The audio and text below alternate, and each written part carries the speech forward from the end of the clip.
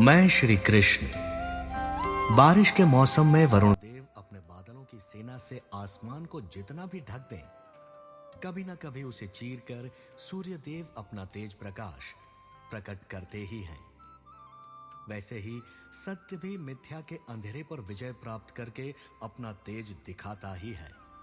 बस मिथ्याचारी को पता नहीं चलता कि उसका झूठ सत्य से कब हार गया। जैसे जरासंध को नहीं पता था एकलव्य के चारों तरफ झूठ की जो दीवार बनाई गई थी, उस बालक की वीरता की गलत प्रशंसा करके, जिसके जरिए वो द्वारका तक पहुंचना चाहता था, उसके पुत्र की एक गलती से वो झूठ टूट गया अचानक।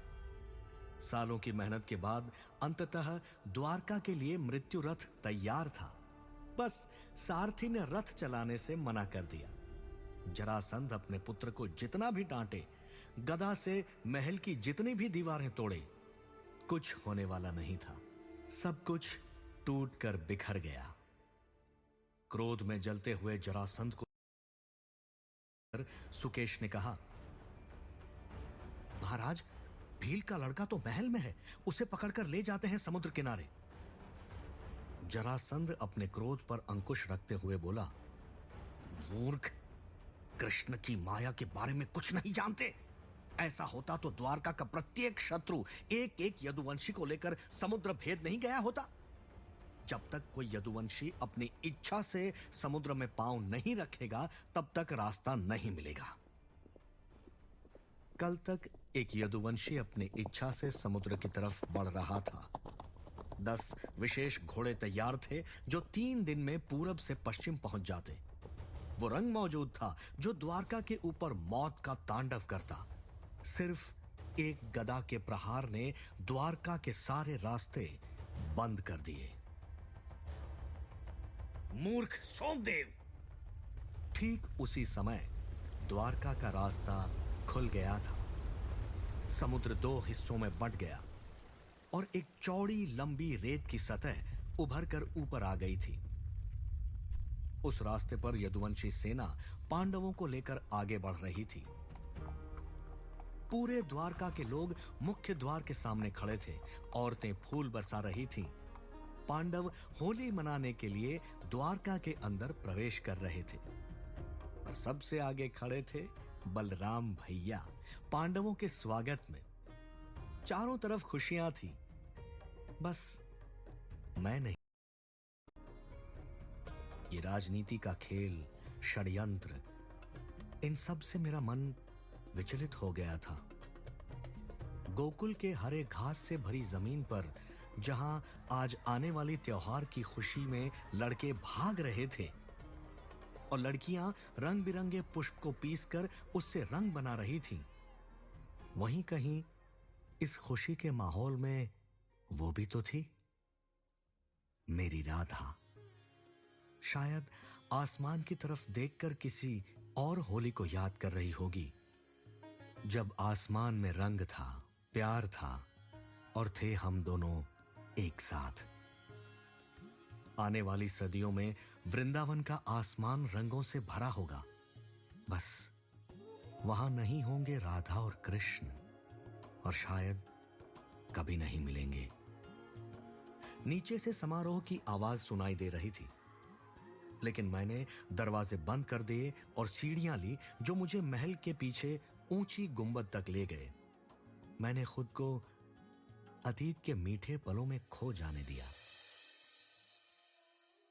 ठीक उसी वक्त एकलव्य भी दरवाजा बंद कर रहा था। उस दुनिया से अपने आप को अलग कर रहा था जिसने झूठा दिलासा देकर उसका दिल तोड़ दिया। लेकिन दरवाजा बंद होने से पहले एक पंछी कमरे में आ गया। आश्चर्यचकित होकर एकलव्य ने महसूस किया कि ये पंछी मगध का नहीं, बल्कि काली गंगा के किनारे जंगल में दिखता है, उसके कबीले के आसपास। एकलव्य ने गौर से देखा, उस कबूतर के पंजे में एक पत्र बंधा हुआ था। जैसे जैसे एकलव्य उसे पढ़ता गया, उसकी आंखों में भावनाओं का समंदर उतर आया। उसमें लिखा था, प्रिय पुत्र, आशा है महाराज जरासंध की छत्र छाया में तुम कुशल हो। उनका दूत अक्सर तुम्हारा संदेश लेकर काली गंगा के तट पर आता है। उन्होंने बताया कि भीलों की वीरता पूरी दुनिया के समक्ष लाने के लिए कैसे तुम दिन रात मेहनत कर रहे हो। मैं बता नहीं सकती हूं कि तुम्हारी मां होने का कितना गर्व है मुझे। चाहे रास्ते में जितनी मुश्किलें हो, अपने इस लक्ष्य से कभी मुंह मत मोड़ना। महाराज जरासंध और हम सब की उम्मीद पे खरा उतरना, द्वारका में जाके अर्जुन को हराना। एकलव्य ने नम आंखों से ऊपर देखा। पंछी ने चोंच से एक अंगूठी गिराई। नीले पत्थर की अंगूठी को देखकर एकलव्य तुरंत समझ गया ये उसकी मां की अंगूठी है। अगले ही पल वो दरवाजा खोल के चिल्लाया, सोमदेव! सोमदेव को आते हुए देख एकलव्य बेचैनी से बोला, अभी निकलेंगे तो होली तक द्वारका तो पहुंच जाएंगे ना, बहुत देर तो नहीं हुई है। सोमदेव चौंक कर रुक गया।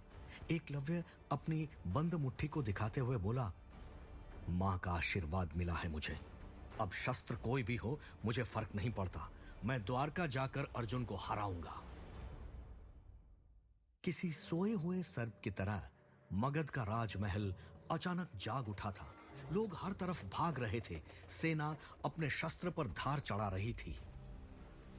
इन सब के मध्य में जरासंध खड़ा था और उसके चेहरे पर अनगिनत सवाल थे। लेकिन तभी एक जानी पहचानी आवाज उसकी बगल में फुसफुसाई, मां के आंसू हमेशा काम करते हैं। जरासंध ने मुड़कर देखा। मंथी उसे देखकर मुस्कुरा रही थी।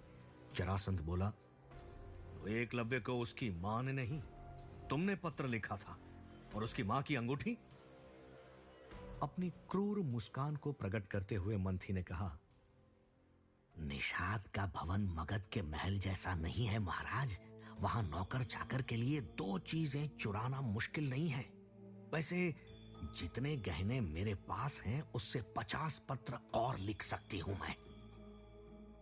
जरासंध आश्चर्य से मंथी को देखता रहा और फिर बोला, मगध के राजमहल से तुम्हें कुछ चुराने की आवश्यकता नहीं होगी। बस यदुवंश का विनाश करके आओ, फिर इस राज्य की हर तिजोरी तुम्हारे लिए हमेशा खुली रहेगी। मंथी के चेहरे पर मुस्कान फैली हुई थी जब मगध के 10 विशेष घोड़े हवा को चीरते हुए भारत के पूरब से पश्चिम की तरफ भाग रहे थे। एक तरफ द्वारका में उत्सव शुरू हो गया था। लोग गीत और नृत्य में मग्न थे। वहीं दूसरी तरफ खतरा द्वारका की तरफ बढ़ रहा था। और देखते ही देखते दिन से रात हो गई, रात से दिन, और अगली सुबह वो घोड़े पश्चिमी तट पर आकर रुके। द्वारका की तरफ विपदा को आते देख समुद्र भी उस दिन अशांत था। समुद्र की लहरें आसमान को छू रही थीं। मछुआरों की नाव उलट पुलट हो गई थी। ये देखकर एकलव्य ने कहा, इस उन्मत्त समुद्र में हम जाएंगे कैसे, और नाव कहां है? मंथी शांत स्वर में बोली, नाव की क्या जरूरत है जब मंथी के हाथ में जादू है। तुम अपना पांव रखो पानी पर, मेरे जादू से पानी में रास्ता निकल जाएगा। एकलव्य ने संदेह से मंथी को देखा, फिर अपना पांव समुद्र के पानी पर रखने के लिए आगे बढ़ा। मंथी, सोमदेव और बाकी सैनिक अपना दिल थमे प्रतीक्षा कर रहे थे, ये देखने के लिए कि इतने दिनों का जतन सफल है या नहीं। और जैसे ही एकलव्य के अंगूठे ने पानी को छुआ, सबकी धड़कनें रुक गईं, क्योंकि वो अशांत पानी एकलव्य के पांव लगने से ही 2 हिस्सों में बंट गया और समंदर के बीच से रेत का रास्ता निकल कर आया। मेरी माया ने एक यदुवंशी को पहचान कर समुद्र के बीच रास्ता बना दिया था, और उस रास्ते से यदुवंश का काल जहरीला रंग लेकर द्वारका की तरफ बढ़ रहा था। पर पांडवों की तरह मुख्य द्वार से नहीं, पीछे के रास्ते से आ रहे थे। जैसे जैसे वो आगे बढ़ रहे थे, पानी आगे से हटता जा रहा था, पर उनके पीछे पानी वो रास्ता खत्म कर रहा था। मनुष्य अजीब है। कदम सबके साथ चलते हैं, पर मन सबका अलग अलग चलता है। जैसे अभी एकलव्य का मन भाग रहा था, कुरुवंश के राजकुमारों की तरफ, जिसके सामने उसे अपनी वीरता दिखानी थी। मंथी का मन मगध के प्रचुर खजाने की तरफ था, जो वापस आने पर उसे प्राप्त होने वाला था। सोमदेव सोच रहा था कि क्या यदुवंश का विनाश करने के बाद उसे अपने पिता से वो सम्मान और प्यार मिलेगा जो उसे अब तक नहीं मिला था। और जरासंध, वो भी स्वप्न में डूबा था। वो सोच रहा था कि यदुवंश के विनाश के बाद वो पूरे भारत पर मगध का साम्राज्य स्थापित करेगा। और इस सोच में देखते ही देखते द्वारका का पश्चिमी द्वार आ गया। त्योहार के कारण आज कोई भी रक्षक द्वार पर नहीं था। सिर्फ एक मनुष्य खड़ा था उनकी तरफ पीठ करके। उस मनुष्य को देखते ही मंथी सोमदेव के कान में फुसफुसाई, जानते हो ये कौन है?